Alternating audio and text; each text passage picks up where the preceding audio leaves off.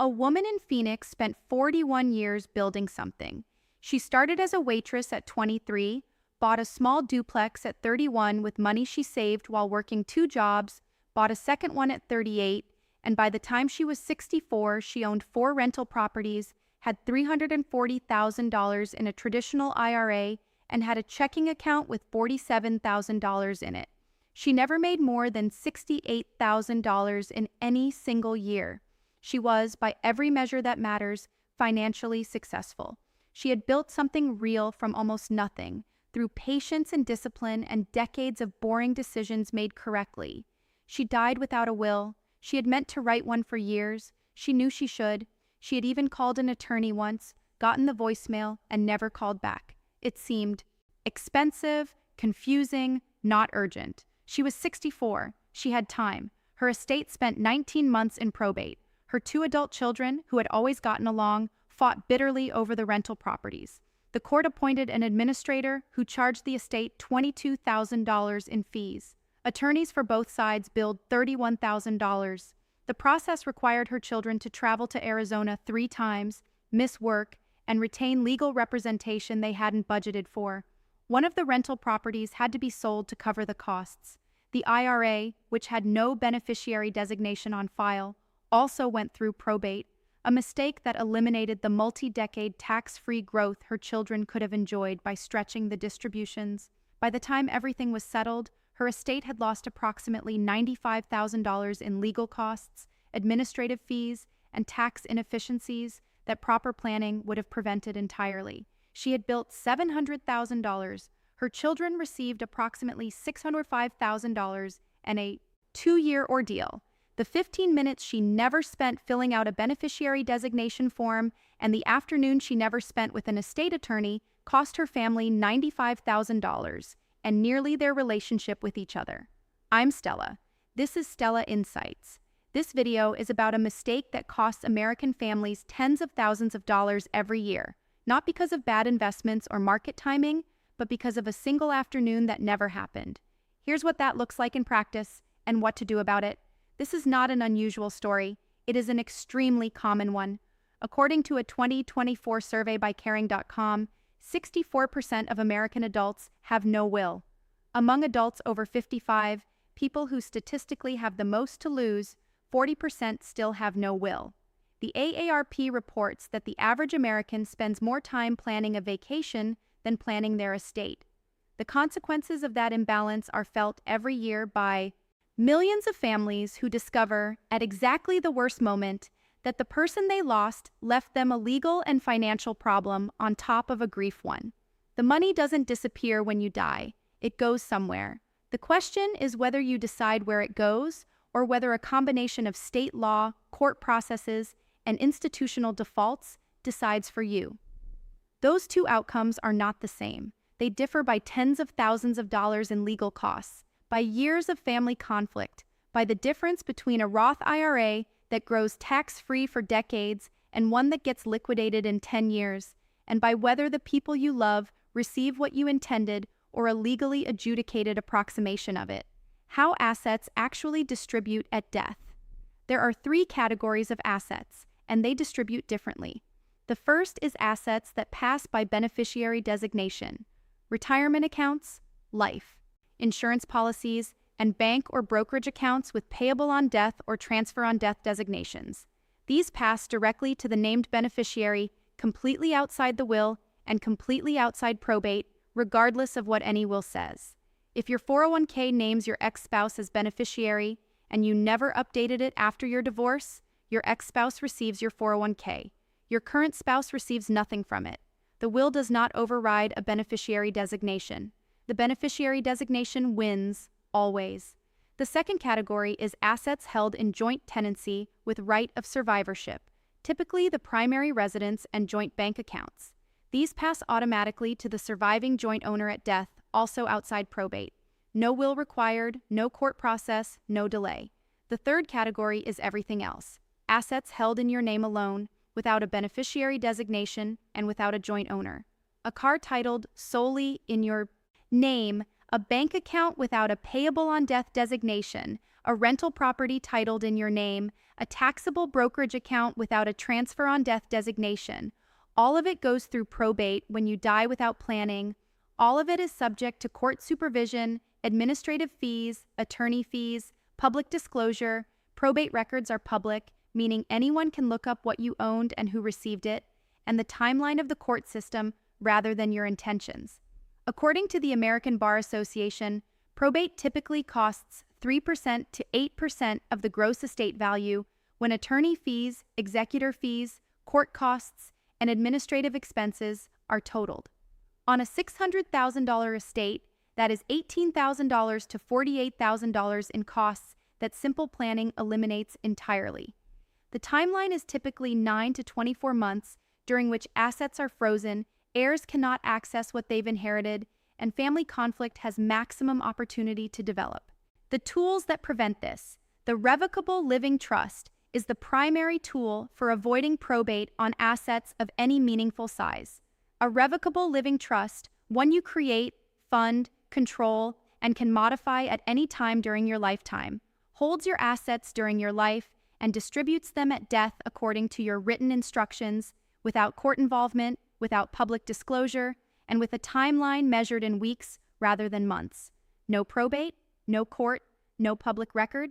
The cost of creating a comprehensive revocable living trust with a pour-over will, healthcare directive, and durable power of attorney, the full estate planning package, typically runs $1,500 to $4,000 at a qualified estate planning attorney. On a $500,000 estate, that one-time cost of $20,500 prevents potential probate costs of $15,000 to $40,000. The return on that planning investment is unambiguous. But the trust only works if it is funded, meaning assets are actually retitled into the name of the trust. A revocable living trust that exists on paper but holds no assets because the owner never retitled their house, bank accounts, and brokerage accounts is a document that provides no protection. It is one of the most common estate planning failures. People do the work of creating a trust and then don't complete the funding step. Their assets still go through probate. The beneficiary designation review deserves its own attention because it is simultaneously the most impactful and most neglected aspect of estate planning. Retirement accounts, 401ks, traditional IRAs, Roth IRAs are among the largest assets most people own, and they pass entirely by beneficiary designation, outside any will or trust. Under the Secure Act of 2019, most non-spouse beneficiaries must fully distribute an inherited IRA within 10 years of the original owner's death. The tax implications are significant. A beneficiary inheriting a $400,000 traditional IRA must take all distributions within 10 years, and if they are in their peak earning years, those distributions stack on top of earned income at the highest marginal rate. A $400,000 traditional IRA distributed to a beneficiary in the 24% bracket costs approximately $96,000 in income taxes.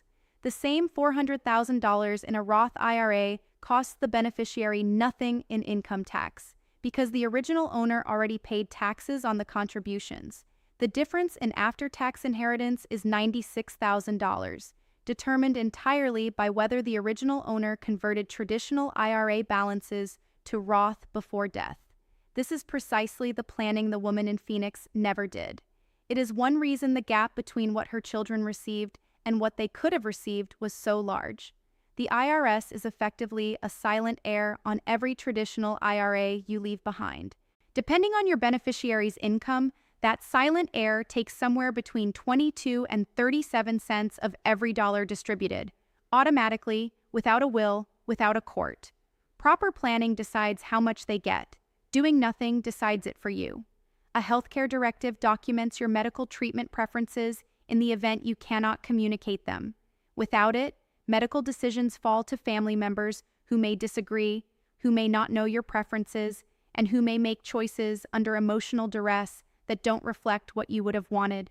According to the Conversation Project's 2024 national survey, 92% of Americans say it's important to have end-of-life care conversations with their loved ones. Only 32% have actually had them. A durable power of attorney designates someone to manage your financial affairs if you become incapacitated but do not die.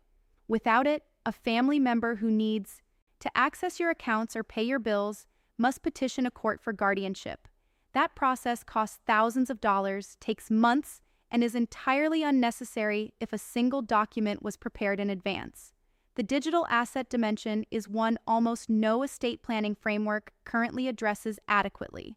Americans hold significant value in cryptocurrency, digital investment accounts, online businesses, and other assets that require passwords or private keys to access.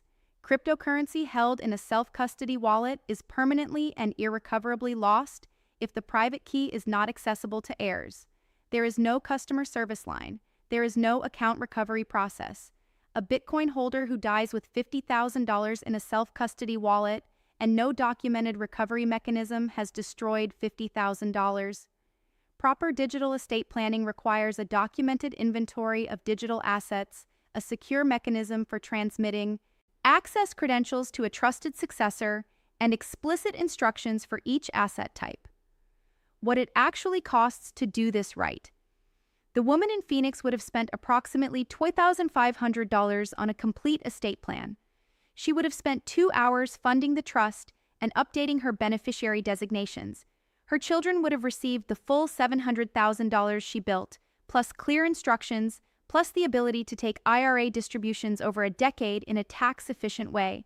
They would have grieved their mother. They would not have spent 19 months in court, lost a rental property to legal fees, and nearly lost each other.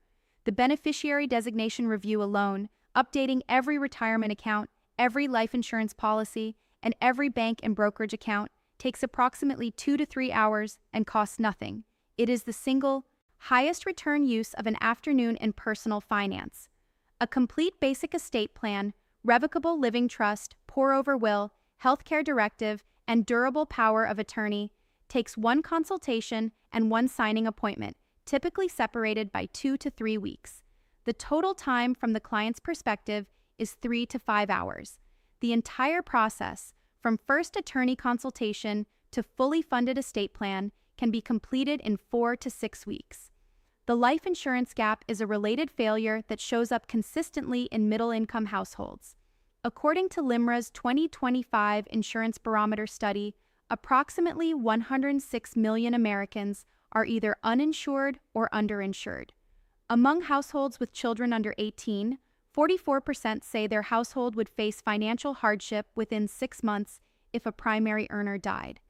A healthy 35-year-old can purchase $500,000 in 20-year term coverage for approximately $25 to $35 per month. Estate planning is not only about distributing assets after death, it is also about ensuring that the people who depend on your income are protected against the financial consequences of losing it. She called an attorney once, got the voicemail, never called back, $95,000, and 19 months later, her kids had less money and almost no relationship. Most people watching this right now have retirement accounts with no updated beneficiary on file, or a will they've been meaning to write for years, or both. What's the thing you've been putting off? Drop it in the comments. No judgment. The procrastination that costs everything. According to a 2024 study by Trust and Will, the most commonly cited reasons for not having an estate plan are not having enough assets to make it worthwhile, not having gotten around to it, and finding the topic uncomfortable to confront. The first reason is wrong. Even modest estates benefit significantly from proper planning, as the woman in Phoenix demonstrated at $700,000. The second is a solvable logistical problem. The third is the honest one. Estate planning requires confronting mortality in a specific and concrete way, not abstractly acknowledging that death is eventual, but actually deciding what happens to specific things you own when you specifically are gone. That confrontation is uncomfortable, and that discomfort is almost always in the anticipation, not the task itself.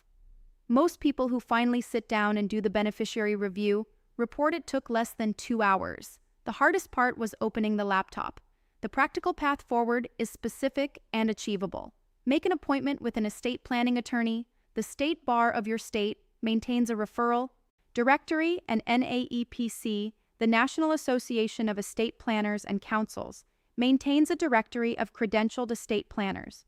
Bring a summary of your assets: real estate, retirement accounts, investment accounts, life insurance, business interests, and digital assets.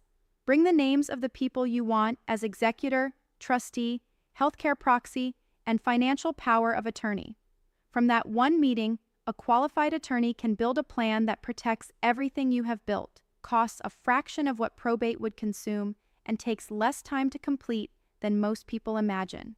What to do this week?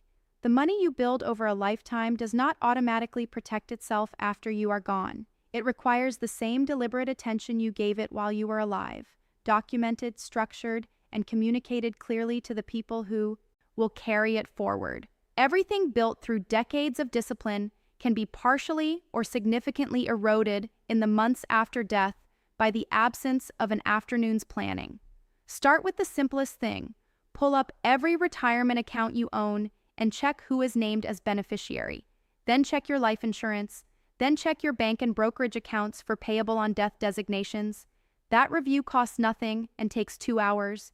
It is the one action that closes the most common and most expensive gap in most people's financial plan. After that, make the appointment, not someday, this week. The documents last longer than anything else you will ever create. The people who will carry forward what you built deserve to receive all of it.